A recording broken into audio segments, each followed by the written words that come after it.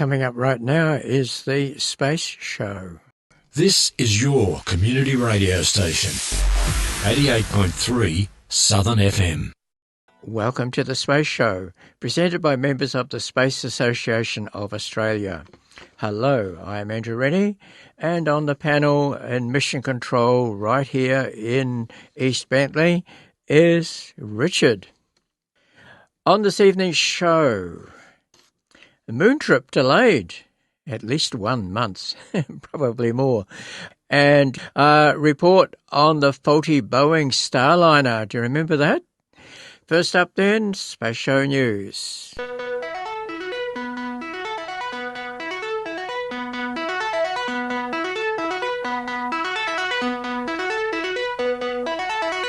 You may remember that several weeks ago we were talking about a wet dress rehearsal. Now that is when they load fuel, oxidizer and fuel onto the rocket and test out everything to see if they're ready to go. But then they stop the count a few seconds before and so on. Well, that wet dress, which happened in early February, had a number of problems, including the hydrogen leaks, and we talked about that with Angelo de Grazia. Well, they tried again, and it looked like this time the wet dress went well. Here's Laurie Glaze talking just a few days ago about the wet dress, and she had an interesting announcement to make. And just over the last 3 weeks, a little less than 3 weeks, a lot of work learning from Wet Dress 1, putting in place some fixes to things like the seals, at the quick disconnect interface, doing some replacement on the filters on the ground system side, thinking through various aspects of how we implement the wet dress rehearsal. And I can say for the most part, those fixes all performed pretty well, yes. So that was really exciting. If you followed our progress yesterday, we were able to fully tank the SLS rocket within the planned timeline. We demonstrated our crew module closeout activities with the closeout crew, again, on the timeline. And we also successfully demonstrated the launch countdown. And again, we did navigate through a few issues, but overall the countdown went very, very smoothly. We do have work to go to get our systems ready for launch. We've already begun the data reviews from the wet dress yesterday, and there's some other work that needs to be done out at the pad. One thing I do want to say here today is that following that successful wet dress yesterday, we're now targeting March 6th as our earliest launch attempt. I am going to caveat that. I want to be open, transparent with all of you that there is still pending work. There's work, a lot of forward work that remains, including the post-wet dress analyses, of course. We do have some significant work to be completed out at the pad, and we also have a multi-day flight readiness review that will come up later next week. And so those things are all in front of us. We need to successfully navigate all of those. But assuming that happens, it puts us in a very good position to target the March 6th. And so it looked like things might be lucky for March the 6th or a few days around that date. Well, on February the 21st, an interrupted flow of helium to the Interim Cryogenic Propulsion Stage was observed. Now, this helium is used to pressurize liquid hydrogen and liquid oxygen propellant tanks. Now, because this issue cannot be fixed at the launch pad, the Space Launch System rocket will be moved the 6 kilometres back to the Vehicle Assembly Building. Now that should occur tonight, Melbourne time, and take about 12 hours. So, no launch in March. Looks like we might be go for April, but we'll have to fix that problem and hope no more problems happen. Now, last week, Jared Isaacman, the Administrator of NASA, made an announcement on the report on the problems with the Boeing CST-100 Starliner manned spacecraft. Now, in this report, you're going to hear references to OFT. That means an orbital flight test, which were the 2 unmanned flights, with no one on board that was flown by the Boeing Starliner. And CFT means crew flight test. That's a flight with a crew. And as we have discussed many times last year on the Space Show, that was a near disaster. Well, here is NASA Administrator Jared Isaacman releasing the report last week. I would like to read a letter that I sent to the NASA workforce in just the last few minutes. So within the next week, Congress will be briefed by the Aerospace Safety Advisory Panel, and NASA's independent investigative report on the Starliner crewed flight test will be released publicly. So many of you know this program intimately, and some of you lived every development in real time. We returned the crew safely, but the path we took did not reflect NASA at our best. There is no expectation of perfection in missions as challenging as those that we are entrusted to undertake. Even with our best efforts and programs like CCP that have seen great success, mistakes will occur. What defines us is whether we learn from them, improve because of them, and strengthen confidence across this workforce and the nation that we serve. This requires transparency and accountability, neither of which can be selectively applied. In this letter, I will summarize the timeline, the organizational root cause, and the actions we are taking to restore trust and move forward. Let me begin with the most important point. Starliner has design and engineering deficiencies that must be corrected, but the most troubling failure revealed by this investigation is not hardware. It's decision-making and leadership that if left unchecked, could create a culture incompatible with human spaceflight. To give you a little program history, Starliner was conceived under the Commercial Crew Program in 2010 with the intent to establish dissimilar crew access to low Earth orbit. After the retirement of the Space Shuttle, it became a national imperative to never again accept a gap in American human spaceflight capability. Now, the first test, Orbital Flight Test 1 of Starliner, was in December of 2019. A mission elapsed timing error prevented the guidance software from calculating orbital insertion burn timing, which triggered excessive thruster firings, incorrect orbital insertion, major propellant use, and 10 thrusters that were declared failed off. This mission was declared a high-visibility close call. Orbital Flight Test 2, or OFT-2, was launched in August of 2021. During the OFT-2 launch countdown cycle test of the service prop module system, so this actually didn't launch, to be clear, but during OFT launch countdown cycle test, the service module prop system manifold isolation valves, 13 of the 24 oxidizer valves failed to cycle open. So they were stuck in the closed position, and that resulted actually in a launch scrub. So the spacecraft and the booster itself were rolled back, and the service module was removed, and it was replaced for launch many months later, which actually led to the Orbital Flight Test 2, OFT-2, which did launch in May of 2022. Now, this mission proceeded mostly nominally compared to certainly the other mission. However, 3 aft service module RCS thrusters were declared failed off during the flight. Now, this led up to the actual crewed flight. So preparation for the crewed flight, OFT, and OFT-2 investigations did not drive to or take sufficient action on the actual root cause of the anomalies that we observed. The investigations often stopped short of the proximate or the direct cause, treated it with a fix, or accepted the issue as an unexplained anomaly. In some cases, the proximate cause diagnosis itself was incorrect due to insufficient rigor in following the data to its logical conclusion.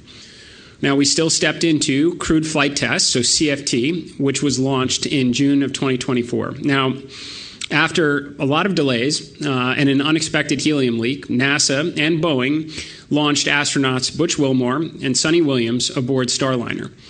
During the rendezvous and proximity operations, propulsion anomalies cascaded into multiple thruster failures and a temporary loss of 6 degrees of freedom control. Now, the controllers and the crew performed with extraordinary professionalism. Flight rules were appropriately challenged, control was recovered, and docking was achieved. It is worth restating what should be obvious. At that moment, had different decisions been made, had thrusters not been recovered, or had docking been unsuccessful, the outcome of this mission could have been very, very different.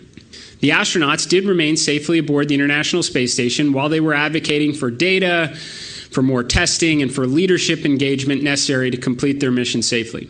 On the ground, joint Boeing and NASA teams conducted tests, reviewed data, and evaluated next steps. In September 2024, Starliner undocked autonomously. It did experience an unexpected crew module propulsion failure and landed successfully, though zero fault tolerant in the crew module thrusters throughout reentry. Butch and Sonny subsequently returned safely to Earth aboard SpaceX Crew 9 in March of 2025. Now, talking about the investigation, mistakes incurred from program's inception and continued throughout execution, including contractual management, oversight posture, technical rigor, and leadership decision-making. Boeing built the spacecraft, and from the onset, NASA approved variances, and we agreed to fly it. As development progressed, design compromises and inadequate hardware qualification extended beyond NASA's complete understanding. Now, variances exist across all major aerospace programs and by themselves are not unusual. The engineering reality, however, is that Starliner, with its qualification deficiencies, is less reliable for crew survival than other crewed vehicles, and that was as noted by the report. But at NASA, we managed the contract. We accepted the vehicle, we launched the crew to space, we made decisions from docking through post-mission actions. A considerable portion of the responsibility and accountability rests here. Now, talking about root causes, we have identified organizational root causes. The technical investigations to identify the proximate or direct causes for the service module and crew module thruster anomalies remain ongoing. So I think acknowledging that present-day reality is essential to mission success. So to the root causes first. NASA's limited touch acquisition and management posture left the agency without the systems knowledge and development insight required to confidently certify a human-rated spacecraft, and insight versus oversight was not applied consistently. Second, Boeing's propulsion system design and certification approach allowed hardware to operate outside qualification limits, which is incompatible with crew safety margins. Third, NASA's programmatic desire to maintain two dissimilar crew transportation systems influenced technical and operational risk discussions. Now, it is through that lens that we examine leadership decision-making through the various phases of the mission. Pre-launch. More than 30 scheduled CFT launch attempts created cumulative schedule pressure and decision fatigue. Prior OFT thruster risk was never fully understood, corrective actions from OFT-1 were incomplete, and flight rationale was therefore inadequate. Witness statements routinely reflected a belief that management within the commercial crew program could only succeed if Starliner launched. Now, on orbit, disagreements over crew return options deteriorated into unprofessional conduct while the crew remained on orbit. Witness statements describe an environment where advocacy tied to the Starliner program viability persisted alongside insufficient senior NASA leadership engagement to refocus teams on safety and mission outcomes. Now, post-mission, despite the loss of 6 degrees of freedom control and cost thresholds exceeding a Type A mishap by a factor of over 100, a mishap was not declared. Concern for the Starliner program's reputation influenced that decision. Initially, our commercial crew program investigated itself. Ultimately, these decisions were inconsistent with NASA's safety culture, and a subsequent independent investigation was commissioned, and the record is now being corrected. Today, we formally designate this event a Type A mishap to ensure lessons are fully captured for future missions. Programmatic advocacy exceeded reasonable bounds and placed the mission, the crew, and America's space program at risk in ways that were not fully understood at the time decisions were being contemplated. This created a culture of mistrust that can never happen again, and there will be leadership accountability. Now, our path forward, NASA will continue to work with Boeing, as we do all of our partners that are undertaking test flights. Sustained crew and cargo access to low Earth orbit will remain essential, and America benefits from competition and redundancy. But to be clear, NASA will not fly another crew on Starliner until technical causes are understood and corrected, the propulsion system is fully qualified, and appropriate investigation recommendations are implemented. A little bit to transparency. Transparency is not a weakness. It is a strength. We will release the investigation in full, redacted only where legally required or as directed by our commercial partner. Pretending unpleasant situations did not occur teaches the wrong lessons. Failure to learn invites failure again and suggests that in human spaceflight, failure is an option. It is not. America entrusts NASA with the hardest endeavors ever attempted. The world looks to us for the discoveries, achievements, and leadership only this agency can deliver, and that requires putting the mission and the crew first. We will achieve success through extreme ownership, immense competence, and decisive action. Thank you. That was NASA Administrator Jared Isaacman. He then spent 45 minutes answering questions from reporters. Now, given that the International Space Station is going to be decommissioned in 4 years' time, is it worthwhile getting Starliner flying, was the question. Irene Klotz with Aviation Week. Bethany, Jared, has Boeing committed to you that they will stay in the Starliner program? Gotten any indications that they are finished with investing in this program? Thanks. I'm not going to put words in Boeing's mouth. They released a statement that I think expressed the desire, to continue to work with us as they have done since CFT-1 returned from space. To solve the problem. And I think they acknowledge what I mentioned before, which is there is going to be extraordinary and continuous demand for crew and cargo access to low Earth orbit well after the design life of the International Space Station. And I think it serves the American people, certainly our international partners in the world, to have multiple providers capable of undertaking that important work. I fully anticipate Boeing will be there. You're listening to 88.3 Southern FM, the sounds of the Bayside. Now, here on the Space Show, I popped out to Monash University and I caught up with a guy called Zach Wharton. Yep, he's the team co-lead of the Nova rover at Monash University. Now, actually, I cheated because I saw him in the city at Monash University there, but he's based at Clayton, and they're building a rover for a competition. Here's my conversation with Zach Wharton. Yep, so my name is Zach Wharton. I'm currently the team co-lead of Monash Nova rover. We're a student-led engineering team at Monash University. Welcome to the Space Show. Thank you, it's great to be here. We caught up with the Nova rover people way back in 2017, 18, and a lot of years have rolled by since then. What's happened in those years? Yeah, so 2017 or 2018 is very, very shortly after the inception of the Monash Nova rover team. Our team evolved from the Warman Design and Build competition, which is a challenge held at a number of universities in the Asia-Pacific region. Since then, Monash Nova rover has developed, since then it'll be about 6 rovers, with our newest being Banksia. So we designed these rovers to compete in international competitions. We were founded for the University Rover Challenge, which is a Martian analog mission held in the desert in Utah at the Mars Desert Research Station. Since then, in 2021, the Australian Rover Challenge has been founded, which simulates a lunar mission at the University of Adelaide. So we design our rovers to the requirements and the objectives of both of those missions. And how have things gotten on? Things have gotten on incredibly well. So we've risen to be one of the highest performing international teams at the University Rover Challenge.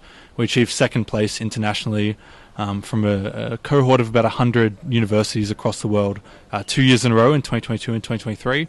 We've recently achieved 7th place in that competition. We also took out first place at the Australian Rover Challenge for the inaugural 3 years, with podium finishes over the past 2 years as well. Getting to these events can't be cheap. Do you pay for it yourself or do you have sponsors? It's a mix of both. So we receive faculty funding from Monash University. So we're very lucky to have the Monash Student Teams Initiative, which is a group that oversees all of the student teams at Monash University. So we receive an annual allocation of funding from MSTI. We also then have to secure external sponsorships from industry to help support our rover development costs, but also our travel competition costs. Ultimately, however, the students are liable and having to make up a lot of the excess funds to go overseas to attend competitions for themselves. We pay for our flights and our accommodation and our food while we're off representing the team. And where do you get the materials from to make the rover? Yeah, so a wide variety of places. One thing that's unique about our team is that we really value doing as much manufacturing as we possibly can in-house. So we're very lucky to have access to some pretty incredible facilities at the Monash Makerspace, some manual and CNC lathes and mills, composite manufacturing, electrical assembly areas, welding and grinding bays. So we will then go out and source a lot of stock material from aluminium and steel distributors in Victoria. We then bring that back to the Monash Makerspace and we do a lot of manual machining ourselves, as well as computer programmed machining to design and build a lot of the parts custom for our rover. When I visited Monash and saw your rover, well, last decade, it was pretty primitive. I mean, it was impressive, but pretty primitive. But I'm looking at your rover here, and it's quite sophisticated. Yeah, so our team really prides itself on iteration. We've been through a number of iterations now. Banksia is the team's 7th rover. So Banksia is a core rover platform. So when we refer to Banksia, we're really referring to the core chassis body, a 4-wheeled suspension system with 2 degrees of freedom. So each wheel has independent pivot steering, so it can rotate about its vertical axis, which allows it to pivot and rotate on the spot. It allows it to strafe left and right, as well as doing normal back and forth driving, which is a big change to some of our earlier rovers, which relied on skid steering. We then develop a number of modular payloads that swap onto the rover depending on which competition task we're taking part of. So in that time, we've developed a 6 degree of freedom robotic arm completely in-house that uses custom gearboxes and is controlled via brushless motors. Importantly also, those brushless motors, along with all the other electrical control in the rover, is all done custom. So our team designs every single circuit board for all of our core power delivery and control across the rover, as well as for each payload. So there's the robotic arm. We develop 2 scientific payloads every year, one to complete lunar surface science for the Australian Rover Challenge, and then one to complete Martian surface science for the University Rover Challenge. We then also develop an autonomous package, which allows the rover to navigate autonomously without human input to achieve different objectives of the missions, find AR tags, navigate around obstacles, and to, goal locations. So your rover can drive sideways?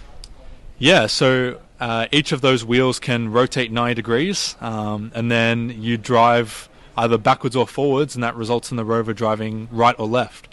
In particular, when we have our robotic arm, that is a really useful feature. Often our rover will need to have the arm interacting with some panel. It might be typing on a keyboard, it might be pushing buttons or switches. If you don't have the ability to drive sideways, you need to drive backwards, rotate 90 degrees, relocate yourself, and then rotate 90 degrees back to face the panel. Our rover has the ability to strafe left and right, maintaining the position of the arm relative to that rocket panel, and just translate off to the side to access a new workspace, which saves us a lot of time in competition, because each of those tasks is subject to a time limit. Typically that'll be somewhere between 40 and 60 minutes, in which we have to accrue as many points as we possibly can. Why can't my car drive sideways when I'm trying to park? It sure would make parallel parking a lot easier. Parallel parking the rover is far easier than parallel parking your car, yes. Okay, so do you get a course credit for doing this? Not directly. So the student team structure exists beyond our regular undergraduate course credit. There is, however, some ways in which we do get credit for the work we do. So in particular, there's a unit that you would have to do regardless of whether you're on a student team or not at any engineering course in Australia that will go through professional practices of being an engineer. Monash has set up a unit called Professional Practices for Student Teams, which allows us to evidence work that we've done in our student teams, not technical work. So we're not evidencing projects that we've done. We're evidencing things like our documentation, our financial management. This team really operates more like a small business than a club. So we're responsible for all of our financial management, all of our travel planning and logistics. So those evidence components of our work on the team we bring into professional practice to write reflections upon, which does give us credit. They look like skills that many employers would be looking for.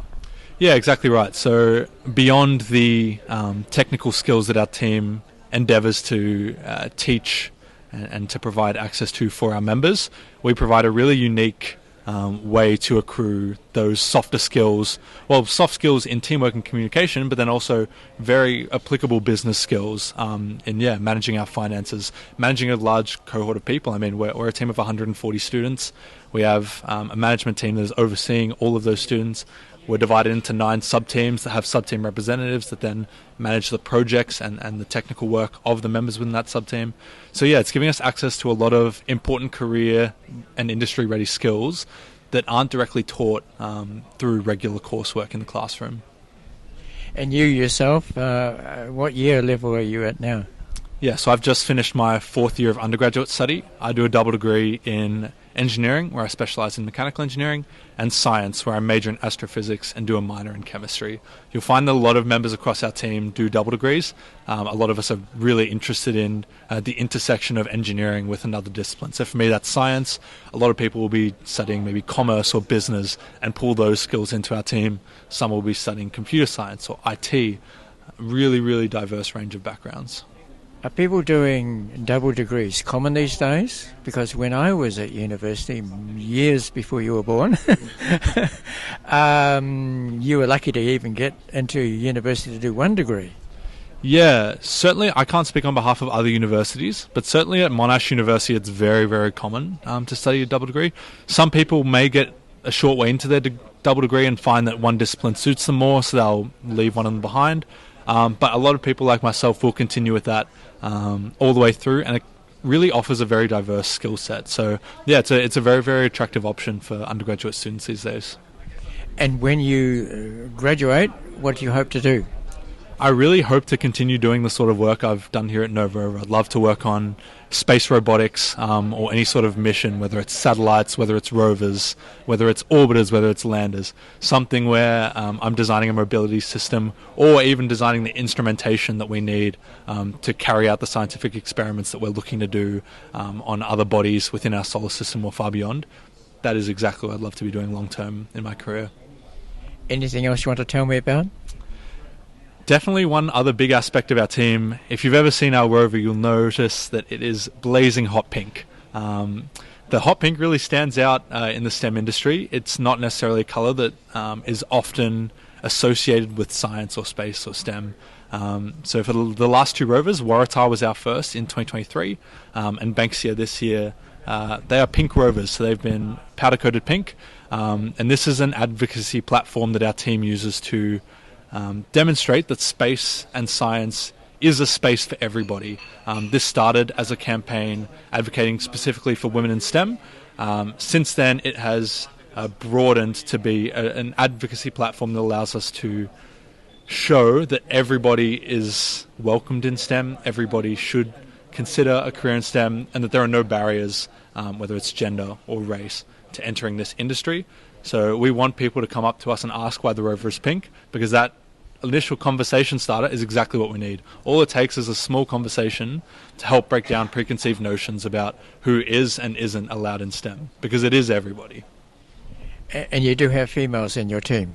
Absolutely. Our team is just over 33% female, so approximately 1 in 3, which sits well above the national averages for participation in STEM industries, and also the enrolments at Australian universities by gender. Well, thanks for joining us on the Space Show.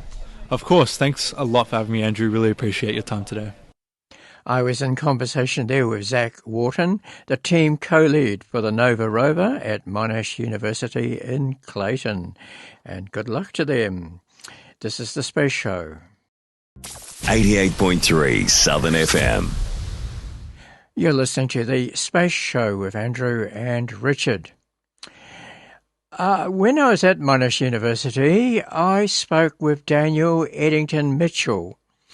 He's with the Department of Mechanical and Aerospace Engineering at the Shock Lab at Monash University. And the topic of discussion was resonance in rocket nozzles. So my name is Daniel Eddington-Mitchell. I'm an Associate Professor in the Department of Mechanical and Aerospace Engineering at Monash University. Welcome to the Space Show. You're going to give a talk tomorrow. What's it about? So this work is actually work that was done by a PhD student of mine primarily. As is often the case in academia, we're getting credit for the hard work of our students. So this student is a young man by the name of Chi Tran. He's just finished the first year of his PhD. And this PhD is part of my Australian Research Council Future Fellowship. My fellowship is called Reducing Rocket Resonance is the Key to Safer Spaceflight. We go for catchy titles when we apply for funding. And this particular bit of work is about looking at how, when you're starting up a rocket engine, you can get these really dangerous, powerful sideways loads on the nozzle. They're just there for a second or two during the startup, but a second or two is a long time at these time scales and these forces. So this student's work is to try and understand the physical mechanism that generates these side loads. Of course, such resonances could destroy the nozzle. Yeah, it can cause vibration to the whole structure. It's quite easy to break these nozzles. Obviously, you can't, we're in the aerospace engineering game. You can't just make the walls thicker, since weight is such a harsh penalty.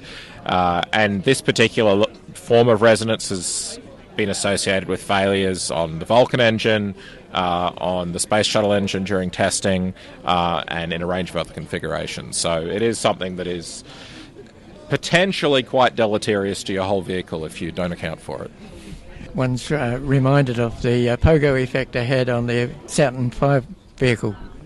Yeah, there's so many different forms of resonance. You can have resonance that's specifically associated with combustion. You can have things going on in your fuel lines that can all couple together. This one is a more pure aeroacoustic resonance. What I'm going to be talking about in this presentation is, despite the fact we're at a very, very different scale to a jet engine, it's the same form of resonance that we can find in a tiny laboratory scale nozzle. It's something called jet screech. And in this student's work that I'll be presenting, we show that even in they're still laboratory scale rocket nozzles, we can identify exactly the same phenomenon that we see in jet engines and our laboratory scale jet engines. Jolly good. I used to be a physics teacher, and I used to teach kids about resonance. And I said, you probably learned about resonance when you were about 3 or 4 years old on the swing. Yeah, I mean, a basic spring mass system remains the easiest way to understand resonance, right? And what is a swing's just a pendulum with a mass on the end agitating itself. So, it's the same kind of thing, right? A self-excitation of a system. In this case, rather than being fun, it's destructive. And you take students at Monash? Yes, we certainly do. So we have undergraduate degrees in aerospace engineering, which you can pair with astrophysics. So if you want the space double, we have a lot of students doing that. And of course, postgraduate students for masters and PhD as well. I think I've got 16 PhD students at the moment. If you're interested in undergraduate research, or learning about engineering or astrophysics, as I said, we have programs in both, and you can combine them. And then, of course, we've got a lot of fun postgraduate research as well. Thanks for joining us on the Space Show. No problem. Have a great day. Yep, they do wonderful things there at Monash University. And Daniel Eddington-Mitchell is in the Shock Lab at the Department of Mechanical and Aerospace Engineering at Monash, Clayton. Got time? Yes, I think, yes, we do, to play an interview I did again at Monash University in the city with someone from the University of New South Wales about signal processing of satellite signals, that is, in progressive integrity evaluation. It's a mouthful. Let's take a listen. I'm the UNSW student from electrical engineering school. I'm Qibin, and my supervisor is Andrew Dempster, and this is my thesis project actually. So the topic is single receiver GNSS signal integrated and visual analysis. Yeah. Okay, and what have you found out? We found out as we know, we use the multiple receivers to analyze this correction. But this time is because of the cost limit. We use single receivers. This is a new way to analyze this data. I use the methodology of Pythons and mathematical formulas to make sure the receiver is really work. The simulated one is correct to the real one. Yeah. Oh, thanks for joining us on the Space Show. Yeah, thank you. Yes, Qibin Xu, PhD student, and universities all around the country do wonderful things. Now, the Space Show. We have a home on the internet. Yes, you can find us on the internet. It's space.southernfm.com.au. So that's space, then Southern FM is one word, all lowercase, .com.au. And there you can find more than 2,200 features for your listening enjoyment. Oh, and I've got a few photographs as well. And also 230 files following the Apollo 11 mission. That's up there for you to look at as well. So once again, visit space.southernfm.com.au. Well, I'm Andrew Rennie. This has been The Space Show. Thank you very, very much to Richard. He's done an excellent job here, even though you haven't heard his voice.